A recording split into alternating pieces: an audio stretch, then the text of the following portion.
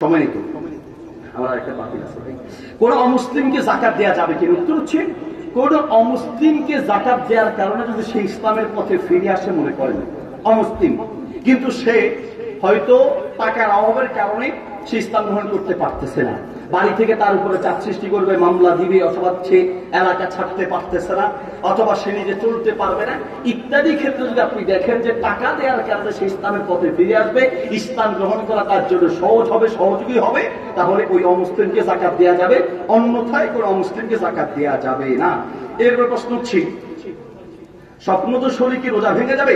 উত্তর হচ্ছে আগেই বলেছি, স্বপ্নদোষ হওয়ার কারণে রোজা ভাঙে না। নবী সাল্লাল্লাহু আলাইহি ওয়াসাল্লাম বলেছেন, হাদিসটি তিরমিজি এবং আবু দাউদে আছে, রুফিয়াল কলাম আন সালাস আনিন নাইমি হাত্তা ইস্তাইকিযা ওয়া আনিস সাবি হাত্তা ইয়াহতালিমা ওয়া আনিল মাজনুনি হাত্তা ইয়াকুহা ওয়া ফি রিওয়ায়াতিন হাত্তা ইয়াকিলা। কোন পাগল আর পাগলির উপরে শরীয়তের কোনো বিধান নাই। ঠিক তেমনি কোন ব্যক্তি যদি ঘুমের মধ্যে কোনো অন্যায় করে, এটার জন্য আল্লাহ মাফ করে দিয়েছেন। কোন বাচ্চা অন্যায় করলে মাফ করে দিবেন। ঘুমের ভিতরে স্বপ্নদোষ হলে এটার কারণে তার রোজা ভাঙবে না।